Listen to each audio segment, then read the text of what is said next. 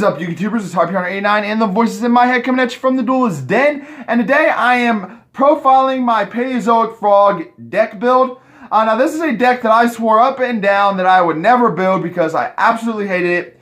But I finally decided, you know what, fuck it, I'll give the deck a try. We'll see how it works, see if I actually enjoy playing the deck, and we'll go from there. And so far, I do enjoy playing this deck very much.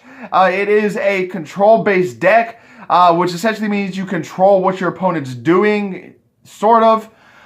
So I actually do enjoy playing this deck because, I'm a bit of a dick, and I like being an asshole sometimes.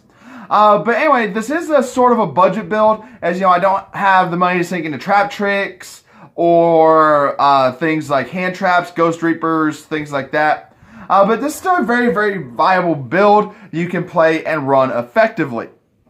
So let's go ahead and get into the profile. First up, I run 2 copies of Dupe Frog and 1 copy of Poison Draw Frog. Now, if I had the choice, I would remove the Poison Draw for a 3rd copy of Dupe, but I only own 2 copies of Dupe Frog. But Poison Draw Frog is a very good substitute. Dupe Frog, when sent from the field to the graveyard, allows you to add a frog from your deck to your hand. Poison Draw, when sent from the field to the graveyard, lets you draw a card from your deck. So it is a very viable substitute for it. And right now, it's working very, very well. So I'm really not in any hurry to change it. Next up, I run 3 copies of Ronatoden. Ronatoden allows you to special summon it from the graveyard, and it gives you another level 2 water to go into your Xyz plays or your Link plays. I run 3 copies of Swap Frog. Swap Frog, very, very much a necessity in this deck at 3, as when it's summoned, you can send a frog from your deck to your graveyard. So you summon this out, and you send your Ronatoden to the graveyard. Then you use its effect to bounce it and summon it back out via another method. And then you send another frog to your graveyard, and then you banish the 2nd frog to summon out your Ronatoden to the field, and you have a totally awesome right there. I run 2 copies of Lilith. Lilith, Lady of Lament, is a very, very good card for this deck, and I never really thought about running it in this deck until I seen the build from YCS Niagara Falls, which ran this at 2 copies, and it's a very, very good tech option for the deck, as it allows you to search traps from your deck, and it's just a searcher for the deck, basically. I really enjoy having it in the deck because it does come in handy a lot. Next up, I run 3 copies of Breakthrough Skill. Breakthrough Skill allows you to negate the effects of a monster on the field. You can also banish Breakthrough Skill from your graveyard to do the same thing. Problem is, you can only banish it from the graveyard to use its effect during your turn. But still, it's a very, very good card to have in the deck. 2 copies of Karma Cut. Karma Cut allows you to discard a card from your hand to banish a card on the field, or banish a monster on the field. And when you do, you can banish all copies of that card from your opponent's graveyard as well. So like say you use Karma Cut, hit a monster on the field. If they have other copies of that card in their graveyard, then the copies that are currently in the graveyard get banished as well.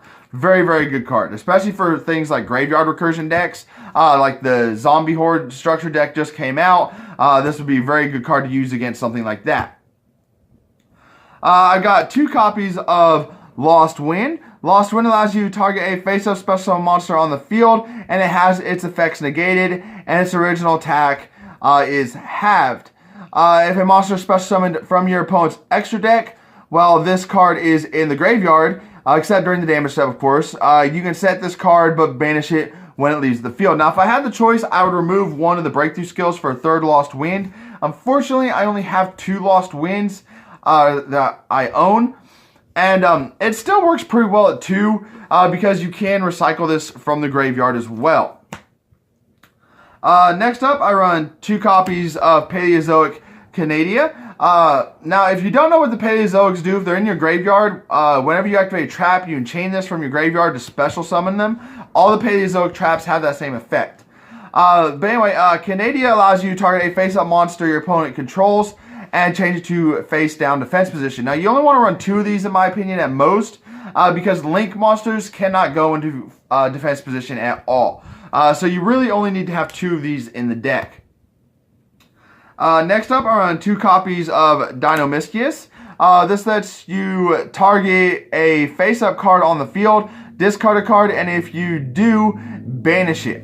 I only run 2 of these because it does have that discard outlet, and like with Karmika, I don't want to run too many cards that require me to discard, because you're not always guaranteed to have that card in your hand to discard for it. But still, this is a very, very good card to have, as it can get rid of any face-up problem card on the field that can be targeted. Next up, I run 3 copies of Eldonia. Eldonia allows you to target a face-up monster on the field, and it gains 500 attack and defense. So it's a very, very good card to give something like Totally Awesome a little bit of an attack boost that it may need to get over something. I run 3 copies of Hallucigenia. Hallucigenia allows you to target a face-up monster on the field and have its attack and defense. Again, very, very good, must have at 3. I run 3 copies of Oleanitis, which allows you to destroy a spell or trap card on the field. So this is sort of like the MST of the deck that you can chain your Paleos in the graveyard to. I run 3 copies of Tahlequah. Tahlequah is the only card that I run 3 copies of that requires a discard outlet, and only because it allows you to draw 2 cards.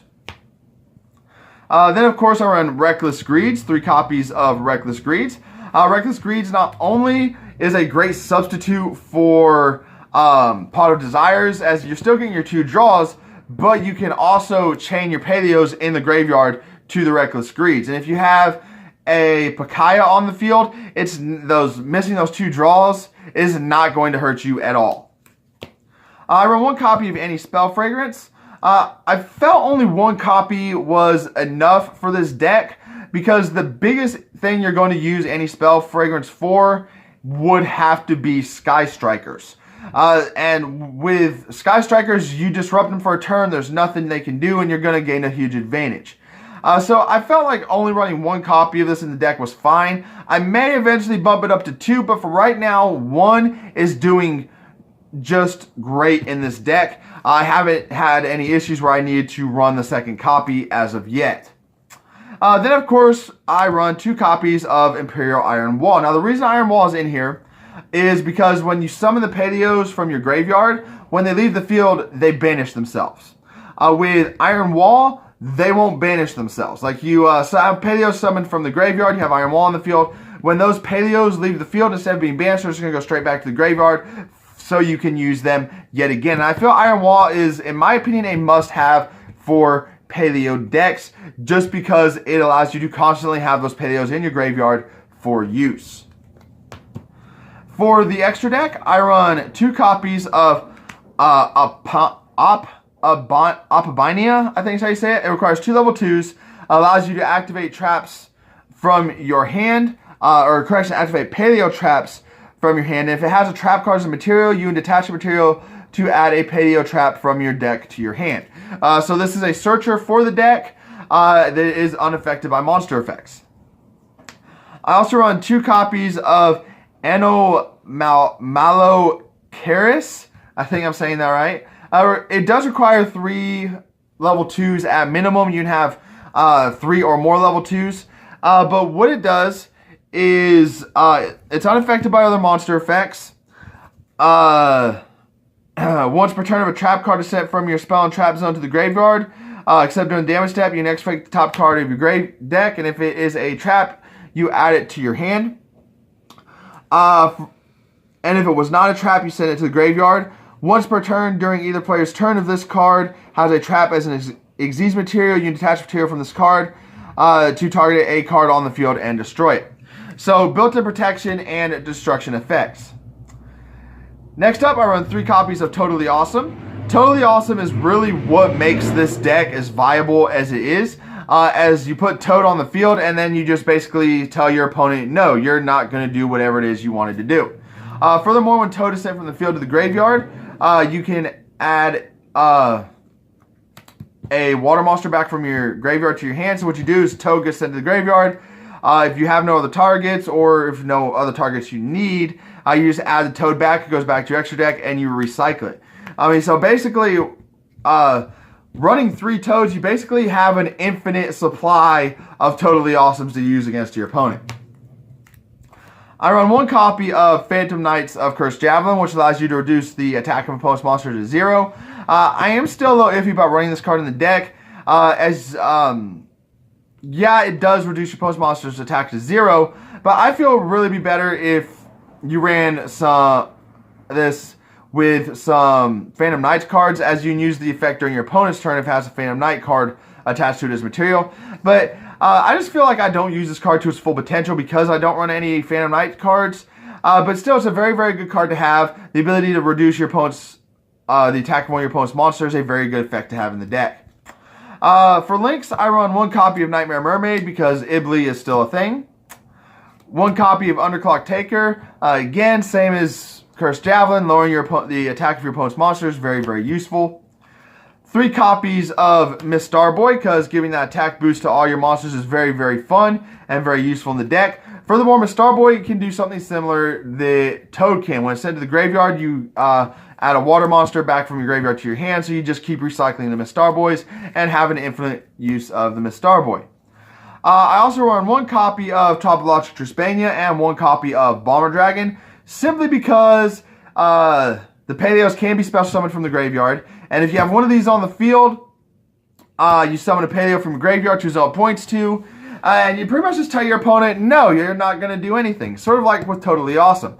Trispania can get rid of spell and traps, Bomber can get rid of monsters, so whichever one you put out on the field is really all dependent to what deck you're playing against. Like, let's say you're playing Sky Strikers, you go first, you manage to get the Trispania on the field, then your opponent, you know, lays all their spells and traps face down, you get a Paleo out of your graveyard under his own Trispania points to, well, all their back row is now kaput, and since they just played it face down, they can't use it. Bomber Dragon is for monster heavy decks, such as Gokis, Cyber Dragons, Thunder Dragons, pretty much anything that's based primarily around their monsters, Bomber Dragon can deal with as well. So it's pretty much just, you know, you're telling your opponent, no, you're not going to keep your shit on the field by having these out and in play. But that is my Paleo deck profile. I hope you guys enjoyed this profile. I hope it inspires you to build your own Paleo deck. And until next time, guys, I do want to remind you to like this video, subscribe to the channel, follow all the social media accounts, which are linked down in the description box below, and make sure you turn on that notification bell so you can stay up to date with every time a new video is put up on the channel. But until next time, this is Harpy89 and the voices in my head just want to say Yu-Gi-Oh! Is not just a game, Yu-Gi-Oh! Is life.